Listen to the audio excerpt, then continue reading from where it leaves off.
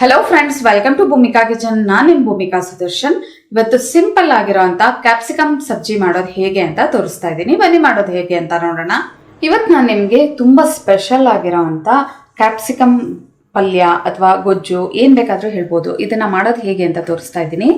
2 ದಪ್ಪ size capsicum, ದಪ್ಪ ಸೈಜ್ದು 1 ಈರುಳ್ಳಿ, ಇವೆರಡನ್ನು ಸ್ಕ್ವೇರ್ ಆಕಾರದಲ್ಲಿ ಅಗ್ಲಗ್ಲ ಈ ಥರ ಕಟ್ ಮಾಡ್ಕೋಬೇಕು. ಈರುಳ್ಳಿದು ದಳಗಳನ್ನ ಈ ಥರ ಒಂದೊಂದೇ ಬಿಡಿಸ್ಕೋಬೇಕು. 1 ಟೀ ಸ್ಪೂನಷ್ಟು ಶುಂಠಿ ಬೆಳ್ಳುಳ್ಳಿ ಪೇಸ್ಟ್, 3/4 ಟೇಬಲ್ ಸ್ಪೂನ್ ಅಚ್ಕಾರದ ಪುಡಿ, 3/4 ಟೇಬಲ್ ಸ್ಪೂನ್ ಧನಿಯಾ ಪೌಡರ್, 1 ಟೀ ಸ್ಪೂನ್ ಜೀರಿಗೆ ಪುಡಿ, ಅರ್ಧ ಟೀ ಸ್ಪೂನ್ ಅರಿಶಿನ, ಗರಂ ಮಸಾಲ ಅರ್ಧ ಟೀ ಸ್ಪೂನ್, ರುಚಿಗೆ ತಕ್ಕಷ್ಟು ಉಪ್ಪು, 1 ಹಿಡಿ ಕೊತ್ತಂಬರಿ ಸೊಪ್ಪು, ಕಡಲೆಕಾಯಿ ಬೀಜನ ಹುರಿದು ಪುಡಿ ಮಾಡ್ಕೊಂಡಿದ್ದೀನಿ. ಸಿಪ್ಪೆ ಏನು ತೆಗ್ದಿಲ್ಲ, ಬೇಕಿದ್ರೆ ನೀವು ಸಿಪ್ಪೆ ತೆಗಿಬೋದು. 2 ಟೇಬಲ್ ಸ್ಪೂನ್. ಇದೆಲ್ಲಾನು ಚೆನ್ನಾಗಿ ಈವನ್ ಆಗಿ ಮಿಕ್ಸ್ ಮಾಡ್ಕೋಬೇಕು.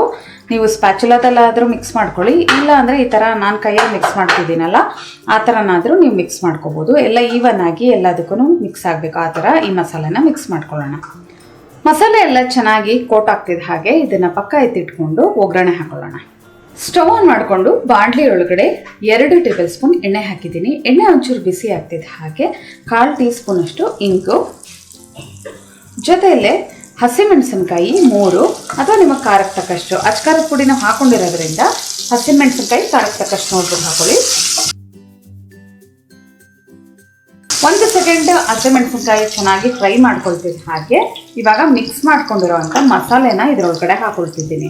ಕ್ಯಾಪ್ಸಿಕಮ್, ಈರುಳ್ಳಿ ಎಲ್ಲ ಮಸಾಲೆ ಎಲ್ಲ ಚೆನ್ನಾಗಿ ಮಿಕ್ಸ್ ಮಾಡ್ಕೊಂಡಿದ್ನಲ್ಲ ಅದನ್ನು ಲೋ ಫ್ಲೇಮಲ್ಲೇ 2 ರಿಂದ 3 ನಿಮಿಷ ಇದನ್ನು ಚೆನ್ನಾಗಿ ಮಿಕ್ಸ್ ಮಾಡಿಕೊಂಡು ಫ್ರೈ ಮಾಡ್ಕೋಬೇಕು.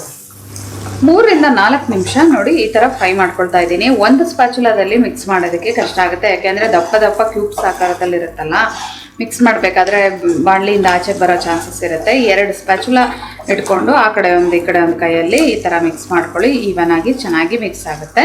ಇವಾಗ ಇದಕ್ಕೆ ಮೇಯ್ನ್ ಇಂಗ್ರೀಡಿಯೆಂಟ್ ತೋರಿಸ್ತೀನಿ. ಸ್ಟವ್ ಆಫ್ ಮಾಡಿಕೊಂಡು ಮಜ್ಜಿಗೆನ ಹಾಕೋಬೇಕು. ಸ್ಟವ್ ಆನಲ್ಲೇ ಇಟ್ಕೊಂಡು ಹಾಕೊಂಡ್ರೆ ಮಜ್ಜಿಗೆ ಎಲ್ಲ ಒಡ್ಕೊಂಡಂಗಾಗುತ್ತೆ.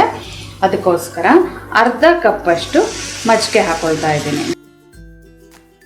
ಮಜ್ಜಿಗೆ ಹಾಕ್ಕೊಂಡು ಇವಾಗ ಕ್ಲೀನಾಗಿ ಮಿಕ್ಸ್ ಮಾಡ್ಕೊಳ್ಳಿ.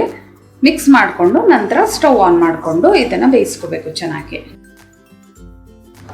ಇವಾಗ ಸ್ಟವ್ ಆನ್ ಮಾಡ್ಕೊಂಡಿದ್ದೀನಿ. ಸ್ಟವ್ ಆನ್ ಮಾಡಿಕೊಂಡು ಮೀಡಿಯಂ ಫ್ಲೇಮಲ್ಲಿ ಇದನ್ನು ಕುದಿ ಬರೋವರೆಗೂ ಹಾಗೆ ಮಿಕ್ಸ್ ಮಾಡ್ಕೊಳ್ತಾ ಇರ್ತೀನಿ. ಕುದಿ ಬರೋದಕ್ಕೆ ಶುರು ಆಗಿದೆ ನೋಡಿ. ಇವಾಗೆಲ್ಲ ಮಿಕ್ಸ್ ಮಾಡ್ಕೊಂಡಿದ್ದ ನಂತರ ಲೋ ಫ್ಲೇಮ್ ಮಾಡಿಕೊಂಡು ಒಂದು 10 ನಿಮಿಷ ಇದನ್ನು ಚೆನ್ನಾಗಿ ಬೇಯಿಸ್ಕೋಬೇಕು. ಎಲ್ಲ ಚೆನ್ನಾಗಿ ಮಜ್ಜಿಗೆ ಏನು ಹಾಕೊಂಡಿರ್ತೀವಿ ಅದೆಲ್ಲ ಡ್ರೈ ಆಗಿ ಚೆನ್ನಾಗಿ ಒಂಥರ ಇದು ಗುಜ್ಜು ಕನ್ಸಿಸ್ಟೆನ್ಸಿಲಿ ಬರಬೇಕು. ಅಲ್ಲಿವರೆಗೂ ಚೆನ್ನಾಗಿ ಬೇಯಿಸ್ಕೊಳ್ಳೋಣ.